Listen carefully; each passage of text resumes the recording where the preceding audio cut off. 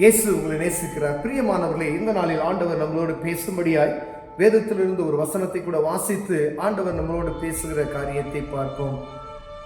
அது ரோமர் புஸ்தகம் 10வது அதிகாரம் 9வது வசனம் 10வது வசனம் இப்படியாக சொல்லுகிறது. என்னவென்றால், கர்த்தராகிய இயேசுவை நீ உன் வாயினாலே அறிக்கையிட்டு தேவன் அவரை மரித்தோரிலிருந்து எழுப்பினார் என்று உன் இருதயத்திலே விசுவாசித்தால் ரட்சிக்கப்படுவாய். நீதியுண்டாக இருதயத்திலே விசுவாசிக்கப்படும், ரட்சிப்பு உண்டாக வாயினாலே அறிக்கை பண்ணப்படும். பிரியமானவர்களே, அநேக ரட்சிப்பு என்றால் என்ன என்பதே தெரியாதபடிக்கு இருக்கிறாங்க. ஒருவாத மெயின் லைட் சர்ச்சில் போய் கேட்டிங்கன்னா ரட்சிக்கப்பட்டீங்க அப்படின்னு சொன்னால் என்ன செய்கிறாங்க அப்படின்னா, அவங்க ஒரு மாதிரியை பார்க்கிற காரியங்களை அவர்களே ஊழியர்களே அப்படி சொல்கிறாங்க. ஆனால் ரட்சிப்பின் அனுபவம் எவ்வளவு முக்கியமானது என்பதை நாம் அறிந்து கொள்ள வேண்டும். இந்த பூமியில் வாழ்கிற வாழ்க்கையிலிருந்து ஒரு ரட்சிப்பு நமக்கு வேண்டும். பேதுரு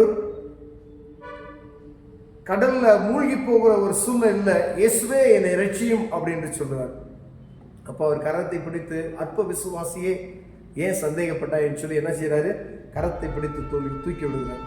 அப்ப சந்தேகப்படாதபடிக்கு விசுவாசிக்கிற ஒரு விசுவாசம் நம்ம இருதயத்தில் வருமானால் என்னவென்றால், கர்த்தராகிய இயேசுவை நீ உன் வாயினாலே அறிக்கை பண்ணு, தேவன் அவரை மரித்தோரிலிருந்து எழுப்பினார் என்று உன் இருதயத்திலே விசுவாசித்தால் அதுதான் ரட்சிப்பு. கிறிஸ்து இயேசு மரித்தோரிலிருந்து உயிர்த்தெழுந்தார் என்கிற அந்த அறிக்கை நம்ம வாயில அறிக்கை பண்ணி நம்ம இருதயத்தில் விசுவாசிக்கிறோம் பார்த்தீங்களா, அதுதான் ஒரு விசுவாசம் அப்படின்னு சொல்லப்படுகிறது. அதுதான் விசுவாசம். உன் இருதயத்தில் விசுவாசித்தால் நீ ரட்சிக்கப்படுவாய். அப்படின்னா இயேசுதான் இந்த பூமியில வந்தாரு, மனிதனுடைய பாவத்துக்காய் அவர் அடிக்கப்பட்டார், நொறுக்கப்பட்டார், மரித்தார், 3ஆம் நாள் உயிரோடு எழுந்தினார் அப்படின்ற அந்த விசுவாசம் நம்ம வாயினால் அறிக்கையிட்டு நம்ம இருதயத்துல அந்த விசுவாசிக்கிறோம் பார்த்தீங்களா, அதுதான் மனுஷனுடைய ரட்சிப்பு என்று சொல்லப்படுகிறது.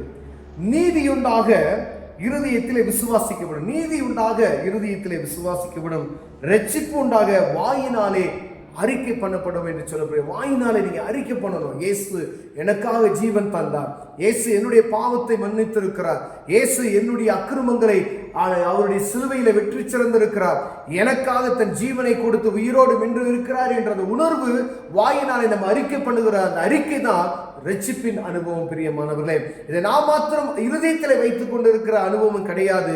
இந்த அன்பை ஆண்டவர் எனக்காக மரித்தார், எனக்காக அடிக்கப்பட்டார், எனக்காக உயிர்த்தார் என்கிற அந்த நற்செய்தியை நம் வாயினாலே அறிக்கை பண்ண அந்த ரட்சிப்பின் அனுபவம் பெருகிக் கொண்டே போகும். அநேகரும் அறிந்து கொள்வார்கள். பிரியமானவர்களே, ஒருவேளை இந்த ரட்சிப்பை குறித்ததான கவலையற்று இருப்போம், ஆனால் நாள் வரும்பொழுது ஆண்டவருடைய சமூகத்தில் நம்ம தேவ சமூகத்தில் குற்றமுள்ளவர்களாய் நிற்கப்படுவோம். பிரியமானவர்களே, ரட்சிப்பின் அனுபவத்தை குறித்து அக்கறையற்று இராதபடிக்கு இந்த ரட்சிப்புக்கான வாசல்களை தேடி எப்படி நம்ம பிழைப்புக்கு வழியை தேடுகிறோமோ அதே போல ரட்சிக்கப்படுவதற்கு ஒவ்வொரு குடும்பமும் ஆண்டவரை நோக்கி பார்க்கணும். அதற்கு என்ன செய்யணும்னு சொல்லி நம்ம முந்தி போக வேண்டும்.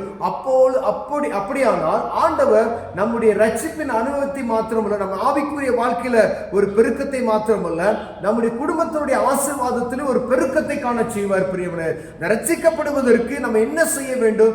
கிறிஸ்து இயேசுவே எனக்காக விடுதலை, பாவத்துக்காய் அவர் மரித்து விடுதலை ஆக்கப்பட்டார், அவரே உயிரோடு இன்னும் இருக்கிறார் என்ற அறிக்கையை நாம் சொல்வது மாத்திரமல்ல, பிறருக்கும் சொல்லக்கூடிய ஒரு அருமையான வாய்ப்பை ஆண்டவர் நமக்கு கொடுத்திருக்கிறார். பிரியமானவர்களே, ஒருவேளை இதுல நம்ம குறைச்சலவர்களாய் காணப்படுகிறோமா? நீங்க கிறிஸ்தவர்களா இருக்கலாம், ஆண்டவர் இறந்திருக்கலாம், ஆனா ஒவ்வொரு நாள் நீங்க அறிக்கை பண்ணுகிறீங்களா?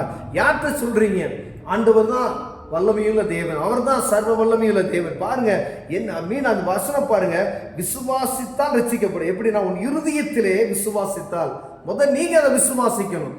ஒருவேளை பேர் கிறிஸ்தவர்களாய் மாத்திரம் நம்ம இருந்து கொண்டு ஆண்டவருடைய அந்த ரட்சிப்பின் அனுபவத்தை குறித்து நமக்கு கவலையற்று இருக்காதபடிக்கு நம்ம முதல் விசுவாசித்து மற்றவர்களையும் ஆண்டவருடைய வழியில நடத்துவோமையானால் ஆண்டவர் நம்மளை ரட்சிக்குவது மாத்திரமல்ல, ஆவிக்குரிய வாழ்க்கையில மாத்திரமல்ல, உலகப்புறமான காரியத்தில் நம்மை ஆண்டவர் உயர்த்துவதற்கு வல்லமையுள்ளவராக இருக்கிறார். பிரியமானவர்களே, கண்களை மூடுவோம், ஜெபம் செய்வோம். அன்பின் தகப்பனே, ஆண்டவர் இந்த ரட்சிப்பை குறித்ததான கவலை எங்களுக்கு உண்டாக்கி, ஆண்டவர் இந்த ரட்சிக்கப்படுவதற்கான கிருபைகளை எங்களுக்கு தாங்க ஆண்டவரே.